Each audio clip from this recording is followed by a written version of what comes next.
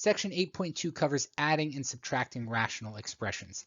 Again, rational expressions are fractions that have polynomials on the top and the bottom.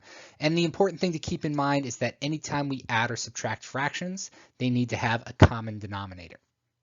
So to start, let's take a look at number 1 here. We have two fractions. They have a common denominator. There's 12x on the bottom of each of these, which means we can just add or subtract the numerators. Subtract in this case. 7 minus 5 gives us 2 over 12x. For all of our answers, we want to make sure our fraction is fully simplified. These numbers are both divisible by 2, so our answer is 1 over 6x. Divide the top and the bottom by 2.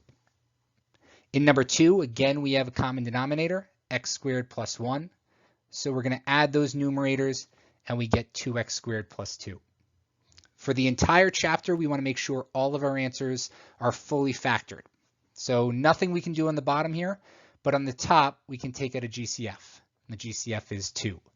So if we factor out that 2, left over, we're going to have x squared plus 1. And this is really like one of the problems that we did in the previous section. So on the top, we have 2 times x squared plus 1. On the bottom, there's an invisible 1 here. It's really like a 1 times x squared plus 1. And since we have the same thing separated by multiplication, we're allowed to cross out these x squared plus 1s. That's why we want everything factored to see if anything will cross out. Also, just as a reminder from the last section, we can only cross out when these quantities are separated by multiplication, like 2 times this, 1 times that.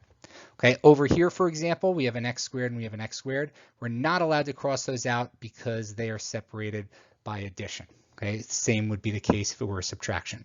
So for this problem left over after these are gone, we have just 2 over 1 left, or 2.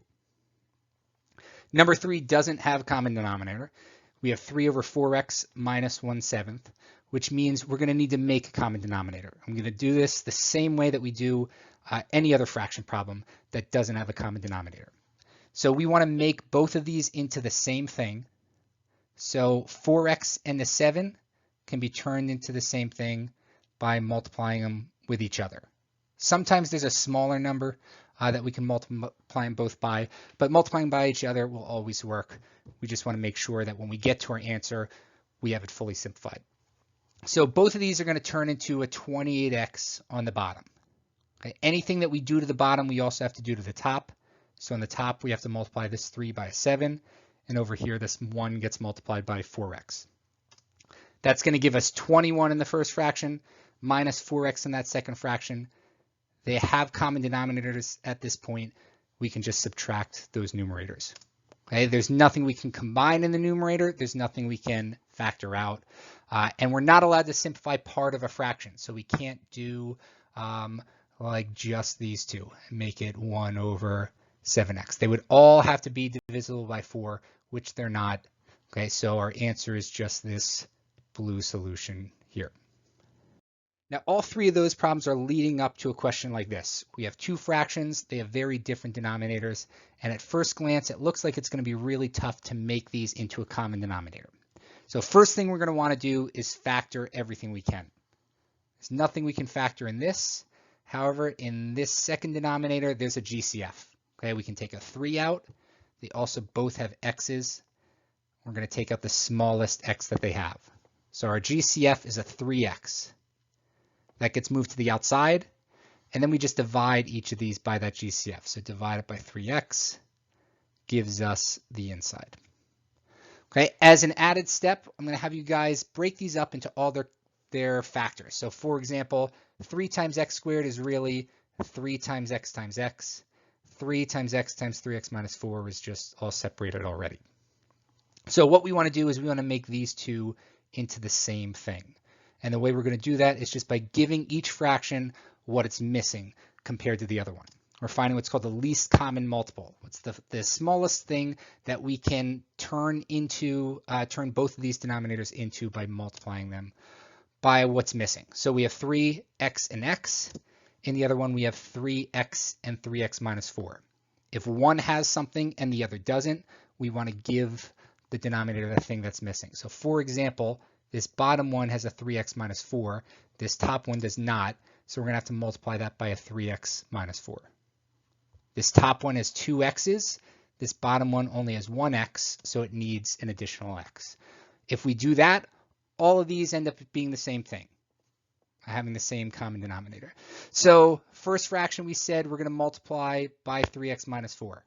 Okay, top and bottom both get that. Second fraction, we're going to multiply by an x. Again, top and bottom both get that x.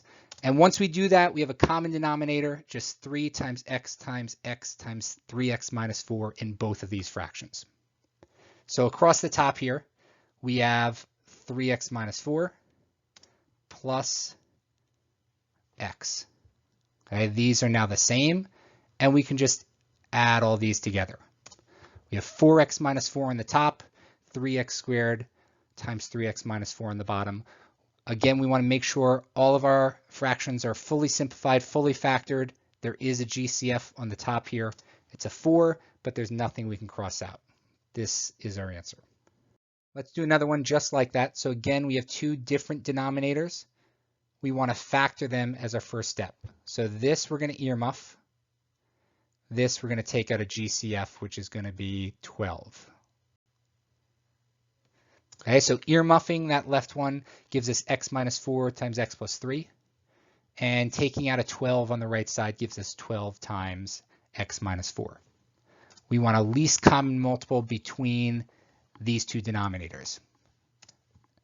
Okay, so if we look at this, we could see that we're going to need to multiply that top one by 12. And we're going to need to multiply this bottom one by that x plus 3. Each denominator gets what it's missing compared to the other denominator. So bottom times 12 here, times x plus 3 here, give it to the top also. At this point, both denominators are 12 times x minus 4 times x plus 3. Across the top, we have 12x plus 5x plus 3. We're going to distribute that. And as a last step, we'll combine like terms. So those 2 x's go together. Nothing we can factor out here. Nothing we can simplify. We're finished. Last one, same idea. It's always a little trickier when we have a minus sign instead of a plus sign. We're going to factor this with earmuffs. We're going to factor this one by difference of squares, where we square root them. Remember, that's going to give us 2 parentheses. So x plus 2 for that first fraction, x plus 2, x minus 2 for the second fraction. We want a least common multiple between those 2 denominators. So when we look at these two, we can see that this does not have an x minus 2. So we're going to have to multiply that top one by an x minus 2. This one has 2 x plus 2s, where this bottom one only has 1, which means the bottom one needs a second x plus 2. They're both going to have 2 x plus 2 parentheses and then the x minus 2. So multiply both fractions by what it's needing on the top and the bottom, and we have our common denominator, x plus 2, x plus 2, x minus 2. Okay, we can write that as x plus 2 squared times x minus 2. On the top of this left one, when we multiply, we're going to need to FOIL these 2 parentheses. First, outside, inside, last. Okay, we have a minus sign in between them. So minus 6 times x plus 2. So FOILing that out gives us x squared minus x minus 2. I haven't done this last step yet because this is a common mistake. Make sure, since we're subtracting that second fraction, we distribute this minus sign to both things in the parentheses. So this is going to be x squared minus x minus 2 minus 6x minus 12. Combine like terms. These x's will go together. These constants will go together. Okay, we get our numerator, which looks like we can try to earmuff it. Nothing will work for it. So x squared minus 7x minus 14 over x plus 2 squared, x minus 2.